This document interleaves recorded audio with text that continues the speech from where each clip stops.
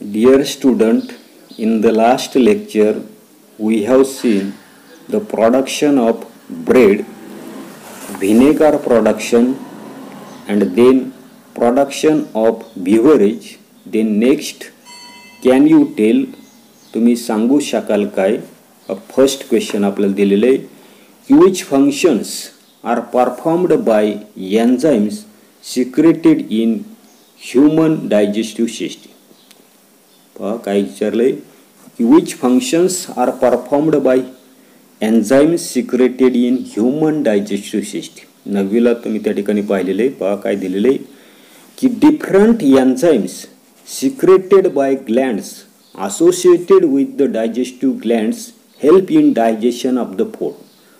जी सर्वसाधारणपणे आपली असणारी काही पचन संस्था ज्या आहेत तर त्या पचन संस्थेशी संबंधित विविध अशा प्रकारचे असणारे काही ग्रंथी ज्या आहेत तर त्या ग्रंथी काय करताना दिसतात, विविध प्रकारची असणारे जे काही विकर जे आहेत तर ते विकर त्या ठिकाणी सिक्रेट करताना दिसतात, स्रावताना दिसतात आणि याच्या साहाय्याने अन्न जे आहे तर त्या अन्नाचं पचन त्या ठिकाणी होताना दिसतं.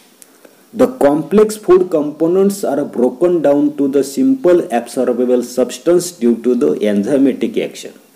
आपण जे काही अन्न खातो तर त्या अन्नामध्ये असणारे जे काही जटिल अशा प्रकारचे अन्नाचे असणारे जे काही घटक जे आहेत तर त्या घटकांचं साध्या त्याच्यानंतर ॲब्सॉर्बेबल म्हणजे शोषणीय, शोषून घेता येईल अशा प्रकारच्या पदार्थांमध्ये त्या ठिकाणी रूपांतर जे आहे तर ते रूपांतर हे असणारे जे काही एन्झायमॅटिक ॲक्शन जे आहे तर त्या एन्झायमॅटिक ॲक्शनमुळे त्या ठिकाणी केलं जातं. त्याच्यानंतरचा सेकंड क्वेश्चन आपल्याला दिलेलं आहे की give name of some such enzymes. मग अशा प्रकारची असणारे जे काही विकर जे आहेत तर त्या विकरांची नावं आपल्याला त्या ठिकाणी विचारलेली जी आपण नववीला त्या ठिकाणी पाहिलेली. पहा पुन्हा एकदा, the pepsin and rennin secreted by the stomach, amylase, trypsin and lipase secreted by the pancreas, peptides and the other enzymes secreted by the intestinal glands in small intestine are the enzymes which bring about the catalytic activity and help in the digestion. आता सर्वसाधारणपणे असणारे जे काही stomach जे आहे तर त्या स्टमकमध्ये दोन एन्झाईम्स त्या ठिकाणी आहेत, पेप्सिन आणि दुसरं दिलेलं आपल्याला रेनिन. त्याच्यानंतरची पुढची असणारे जे काही एन्झाईम जे आहेत ते अमायलेज, ट्रिप्सिन, लिपेज ही असणारे जे काही एन्झाईम जे आहेत तर ती एन्झाईम्स असणारे जे काही पॅनक्रियाज जे आहेत, स्वादुपिंड जे आहेत तर त्या स्वादुपिंडामधून त्याचं सिक्रेशन त्या ठिकाणी होताना दिसतं. त्याच्यानंतर पेप्टेज अँड अदर एन्झाईम्स जे आहेत तर ती आपल्याला आपलं असणारे जे काही लहान असणारे जे काही आतडे जे आहेत तर त्या आतड्यामध्ये असणारे ते काही इंटेस्टिनल ग्लँड्स जे आहेत तर त्याच्यामधून स्रवलं त्या ठिकाणी जातं आणि या सर्व असणारे जे काही एन्झाईम जे आहेत तर ते एन्झाईम काय करताना दिसतात, आपण जे काही अन्न खातो तर त्या अन्नाचं पचन करण्यासाठी मदत जे आहे तर ती मदत त्या ठिकाणी करताना दिसतात. त्याच्यानंतरचा पुढचा कन्सेप्ट आपल्याला पाहायचा आहे तो मायक्रोबायल एन्झाईम्स. म्हणजे सर्वसाधारणपणे त्या ठिकाणी आपल्याला सूक्ष्म जैविक अशा प्रकारचे असणारे जे काही विकर जे आहेत तर ती विकर आपल्याला त्या ठिकाणी पाहिजे. Nowadays instead of chemical catalyst microbial enzymes are used in chemical industry. जे रासायनिक उद्योग जे आहेत तर त्या रासायनिक उद्योगामध्ये आता रासायनिक उत्प्रेरकांच्या ऐवजी सूक्ष्मजीवांच्या साह्यानं मिळवलेली जी काही विकर जे आहेत तर ती विकर त्या ठिकाणी वापरले जातात. पण याच्यावर सुद्धा असणारा जो काही सायंटिफिक रिझन जे आहे तर ते सायंटिफिक रिझन मार्च 2019ला त्या ठिकाणी विचारलेले. पण काय क्वेश्चन आहे की microbial enzymes are used instead of chemical catalyst in chemical industry. अशा प्रकारचा प्रश्न त्या ठिकाणी मार्च 2019ला सायंटिफिक रिझनसाठी त्या ठिकाणी विचारलेलं आहे. पहा लक्षात ठेवा काय नेमकं कारण आहे. पुन्हा एकदा पहा की nowadays instead of chemical catalyst microbial enzymes are used in the chemical industry. जे रसायन उद्योग जे आहेत तर त्या रसायन उद्योगामध्ये आता रासायनिक उत्प्रेरकांच्या ऐवजी सूक्ष्मजीवाच्या साह्यानं मिळवलेली जी काही विकर जे आहेत तर ते विकर त्या ठिकाणी वापरले जातात. का वापरले जातात पहा, these enzymes are active at low temperature, pH and pressure due to which energy is saved and erosion proof instruments are also not necessary. पहिलं कारण आपल्याला सांगता येईल पहा, ही जी असणारे काही एन्झाईम जे आहेत तर ती एन्झाईम तापमान, पीएच व दाब यांची पातळी कमी असताना सुद्धा ही असणारी जे काही विकर जे आहेत तर ती विकर त्या ठिकाणी ऍक्टिव्ह राहतात, म्हणजे ही विकर जे आहेत तर ती विकर त्या ठिकाणी कार्य करताना दिसतात. दुसरं आपल्याला सांगितलं due to which energy is saved, याच्यामुळे ऊर्जा जी आहे तर त्या ऊर्जेची बचत त्या ठिकाणी होताना दिसते. पुढे आपल्याला सांगितलं erosion proof instruments are also not necessary, म्हणजे सर्वसाधारणपणे महागडी शरणरोधक अशा प्रकारची उपकरणं जी आहेत तर त्या उपकरणांची सुद्धा गरज जी आहे तर ती गरज त्या ठिकाणी भासत नाही. Hence unnecessary by products are not formed. पुढे सांगितले की enzymes carry out specific processes, hence unnecessary by products are not formed due to which expense on the purifications are minimize. म्हणजे या ठिकाणी आपल्या लक्षात येताना दिसते की विकर जे आहेत तर ती विकर विशिष्ट क्रिया जे आहेत तर ते विशिष्ट क्रियाच त्या ठिकाणी घडून आणताना दिसतात. तेच आपल्याला सांगितले की enzymes carry out specific processes, विकर जे आहेत तर ते विकर विशिष्ट क्रियाच त्या ठिकाणी घडून आणताना दिसतात.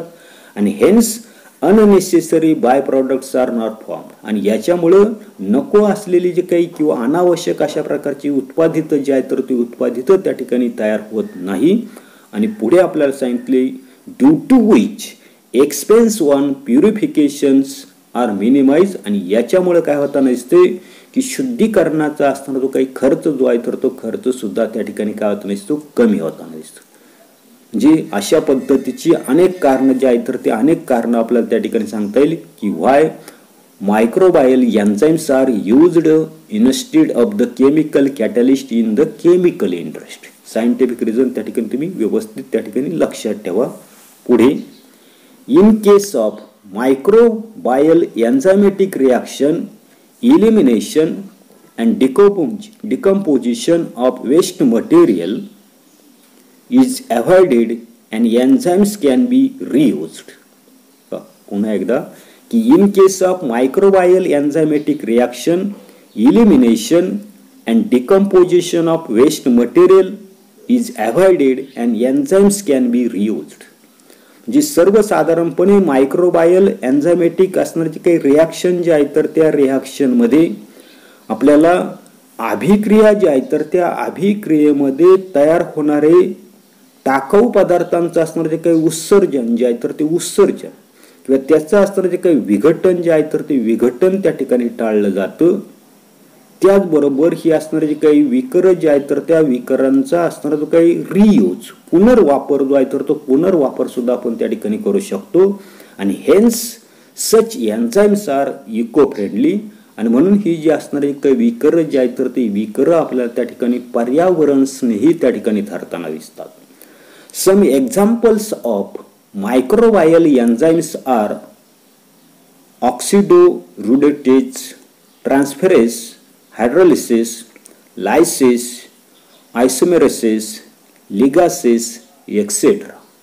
तर याच्यामध्ये आपल्याला सर्वसाधारणपणे काही सूक्ष्मजैविक विकर जे आहेत तर त्या विकरांची उदाहरणं त्या ठिकाणी दिलेली. ती पुन्हा एकदा ऐका पहा. ऑक्सिडोरुडेक्टोज हे पहिलं विकर दिलेले, त्याच्यानंतर ट्रान्सफेरिसिस हे दुसरं विकर त्या ठिकाणी दिलेले, त्याच्यानंतर हायड्रोलेजिसिस, त्याच्यानंतरचं लायजेस, त्याच्यानंतरचं आयसोमेरेसिस, त्याच्यानंतर लायगेजिस. ही जी काही सूक्ष्म जैविक असणारी जी काही विकर जे आहेत तर त्या विकरांची काही उदाहरणं जी आहेत तर ती उदाहरणं आपल्याला त्या ठिकाणी दिली. Next, process of dirt muck removal occur at low temperature due to mixing of enzymes with detergent. आपण कपडे जे आहेत तर ते कपडे त्या ठिकाणी धुताना तशाच पद्धतीची असणारे जे काही डिटर्जंट जे आहेत तर ती डिटर्जंटमध्ये जर एन्झाइम जे आहेत तर ते एन्झाइम जर आपण त्या ठिकाणी मिसळली तर मळ काढण्याची असणारी जी काही प्रक्रिया जी आहे तर ती प्रक्रिया कमी तापमानाला सुद्धा त्या ठिकाणी काय होताना दिसते, घडून त्या ठिकाणी येताना दिसते. Glucose and fructose syrup can be obtain from corn flour by action of enzymes obtained from bacilli and streptomyces. आता मका जे आहे तर त्या मक्यामधील असणारे काही स्टार्चवर बॅसिलस आणि स्ट्रेप्टोमायसिस पासून मिळवलेली जे काही विकारांची क्रिया घडून ग्लुकोज आणि फ्रुक्टोज सिरप म्हणजे तयार सरबत जे आहे तर ते तयार सरबत त्या ठिकाणी बनवले त्या ठिकाणी जातात.